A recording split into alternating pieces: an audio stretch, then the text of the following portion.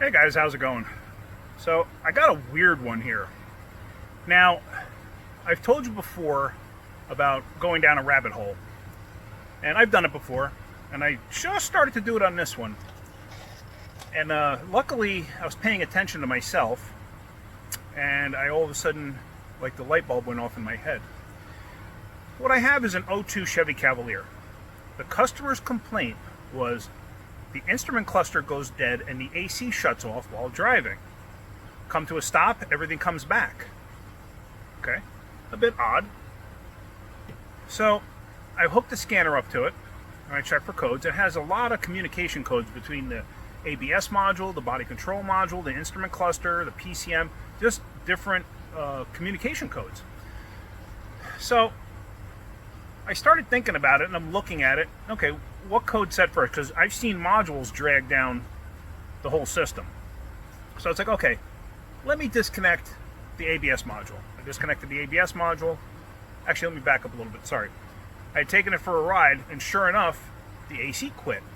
However, here's the weird thing. The AC quit, the light stayed on. The cluster went dead. All the lights came on the cluster. My scanner stopped communicating. It all of a sudden went to a non-communication screen. Okay, well, that's really weird. I come to a stop. I re-entered into the vehicle and I could communicate again. Okay, that's odd. Start going down the road, I lost communication. AC shut off, gauge cluster went dead, all the lights came on. Come to a stop, everything came back. Okay, that's really weird. So, like I said, I've seen modules create this issue, and it seemed to be speed related, and that's what was really throwing me. So, hang on one second. So what I actually wound up doing is I found a small hill, because to me I thought it was speed related and not like RPM related and stuff like that. I found a small hill. I stopped on the hill. There's not a lot of hills around here. It's pretty flat. And I put it in neutral and I let it start rolling. And sure enough, when it got up to about a certain speed, everything happened again. You know, my scanner stopped communicating, the cluster went dead, AC shut off, the whole 9 yards. The motor never shut down. So that's kind of what was throwing me too. So I was like, all right, I've seen modules do this before. Easiest one to get to on this is the ABS module. Let me unplug it just to see. I unplugged it, same exact thing. Okay. So then I'm looking and I found the airbag module actually had a code in it for, it was a U2000, I think it was, which equates to an internal failure of the module. So I'm like, okay, well, it could be a bad airbag module causing this. So now I already had the ABS disconnected. I disconnected the airbag module. Took it for a ride, did it again. It'll never do it sitting there. You can rev the engine up, it'll never do it. Okay, so I'm like, now this is really getting confusing. Hang on one second again. Sorry, just trying to get into a comfortable position. So, sorry, this is really confusing me. So, I took the instrument cluster out, tried it again, just out of curiosity. Now, obviously, I can't see the gauges. And same thing happens. Okay. All right, so what's left? I have an engine controller and I have a body controller. Well, you know what? You can't disconnect the body controller on this because it won't run. AC won't work because it goes through the body controller. So I'm sitting there thinking about it. All right. Let me test the gauge cluster for a no communication. Now, all the stuff I had done up to this point literally took no time. It was like relatively easy. Basically, I just unplugged 3 modules.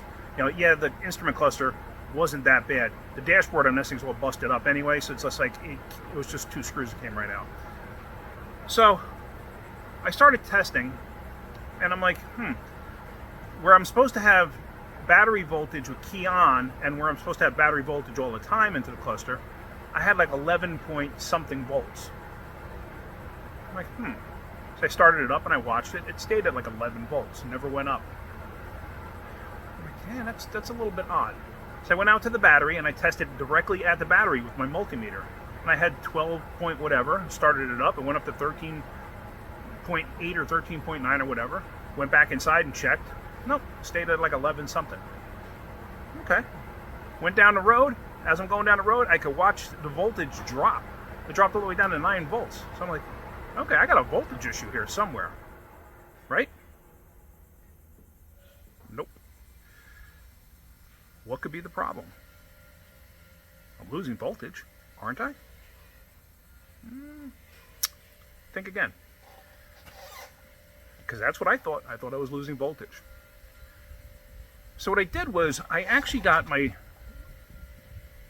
wire test leads, the ones that are on a spool. Let me show you. Right there. And I got one end going to battery positive, and I took the other end here, and I was like, all right, I'm going to go right here, and I'm going to go to the dashboard as a ground. All right, not a big deal. So now I'm hooked up to the battery, and I'm reading 1203. But now the battery's fully charged up. I already charged up the battery. All right.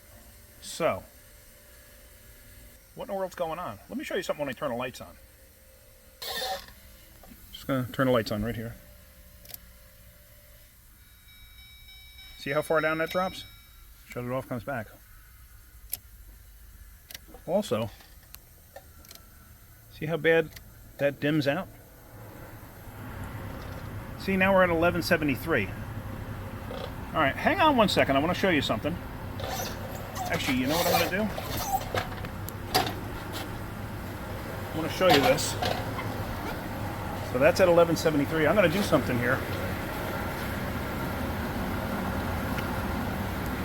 Let's go back. 1229. What did I do? What did I do? So now I have 1229 on this wire. Let's turn the outside lights back on here. It dims, but not as bad. Now I'm at 1060. Not down to 7 volts like before, but see how it pops right back up? What did I do? See this lead? Not this lead. This lead? This lead goes to the meter. This lead right here that I have going to the dashboard frame, that's actually going to the battery ground. This thing's actually losing ground, or it has very high resistance on the ground circuit somewhere for the interior. Very odd. I've never had a situation like this where it would lose all communication and everything else and still keep running. That's what's throwing me, the fact that it still keeps running. So now I got to start looking for the wiring diagrams to show what the ground is. I don't know how much the customer wants to spend on fixing this thing. Like I said, the dashboard's all busted up. It's in literal pieces. You touch it and it's just brittle. It falls apart. So it's like even me pulling the cluster out, even more pieces fell apart. It's held together with duct tape. So you can imagine, especially in this heat, it's just making a mess. See there, that was already there. And you can see part of this is just, everything just breaks apart. So I'm going to take a look at diagrams. I'm going to do something quick and see if I can't find something somewhere, either from the battery to the body is a very good possibility. Battery to the body could be a bad ground. And that could be causing this whole entire issue. Because what I did was I actually took this for a ride with that jumper wire hooked from the battery to the dashboard, and the problem never happened. So right then and there, I know it's a bad ground. Like I said, just a very, very odd scenario. I just cut my wire, I realized. Darn it. My test lead. See it right there. Hopefully it didn't cut all the way through. If it did, I'll just have to fix it. I've got a fly going around here, it's driving me insane. So what I'm going to do is I'm going to take a quick look at the battery grounds and see, because this thing never has a problem starting. That was never a complaint. Let me check that out real quick and see if I can come up with something, because this is what I'm going to do. If everything looks good there, which I got a funny feeling that's probably where the problem lies. If I don't find a problem there, I'm going to have to run aground from I'm probably not going to go nuts trying to find this. I'm going to probably run aground from like the cluster to the frame to the battery, like a separate ground. But I'm going to take a look. I got a funny feeling the ground from the battery to the body is the problem. The ground from the battery to the engine is absolutely fine. So let me take a look at that first before I start jumping the gun. As you see, I always tend to jump the gun. All right, let me check that out first and I'll show you what I can find. There's my wires going to the battery, and here's the problem. See that? That is actually the body ground. It's supposed to go to the battery tray right there, and it just rotted away. So instead of doing anything with that, I'm just going to run a ground from the engine to like the strut tower, and that should alleviate the problem. That should straighten it out. Let me do that real quick, and then let's take this thing for a quick ride. So there we go. All I did was I took a heavy gauge wire, I ran a ground from here, from the strut tower over to the engine there, right on the coil bracket. So I know that's going to be grounded good. Now let's take this thing for a ride. Let's close the hood. We're going to take it for a ride. I'm going to make sure that the AC doesn't shut off and I can still communicate. So as you can see, the scanner's lit up.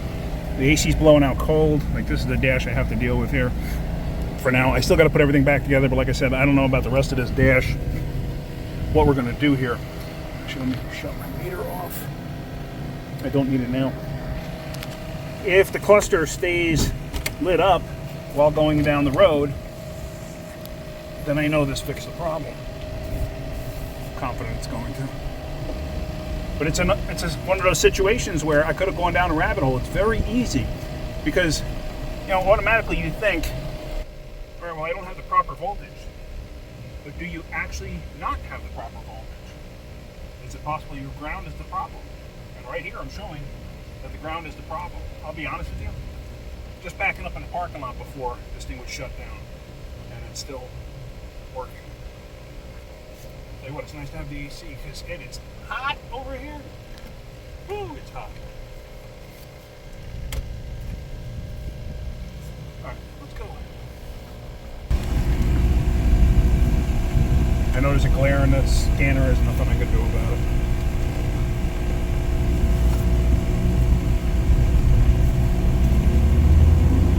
Right now, that thing would absolutely be off. But going down, it's still lit up. The AC still blowing cold. I'm still doing no mile an hour.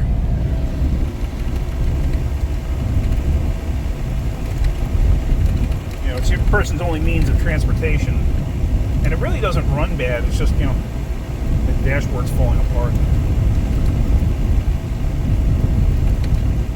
But they're handicapped also, so they were having a real struggle of not having AC, and I can understand that, because it is, I tell you what, it's 90 something here, and it is like literally like 1800% humidity. It's just brutal. So that's it. That fixed it. I am happy. So I'm just going to turn around to the DMV, and then we're going to wrap this up. All right, so I just turned around to the DMV. I'm confident this is fixed. I know it's fixed because you could just about not even make it out of the parking lot before it would fail. A couple of times I did make it onto the street, but as soon as I made it on the street, that was it. It was done for. So now I made it all the way down to DMV. AC is still ice cold, so yay, I'm happy. So I'm going to pull this back to the shop. I'm going to see how I can't get this thing back together somehow. I don't know what I'm going to do here, but I'll get it back together. I still got to hook up the ABS module and the airbag module. They're not hooked up right now. But all right, yeah, so when is voltage not voltage? Or when is it improper voltage? Oh, did I say that right? No, I don't think so. When is a wrong voltage reading not correct? Yeah, something like that. You know what I mean. All right, guys, I hope you're getting something out of my videos and learned something today. Anyway, if you're getting something out of my videos, hit that like button. If you could, please subscribe. If you look down in the description, you'll see links to Amazon products that I personally use. They are budget-friendly products that you could use at home. I use them professionally, so that should tell you, hey, this is good stuff. Even if you don't want anything, just give it a click. Clicks do help me, and in the future, I'm going to have my own store, so you can get stuff at discounted prices through me. That's my future goal. So, all right, guys, have a great day. Keep wrenching.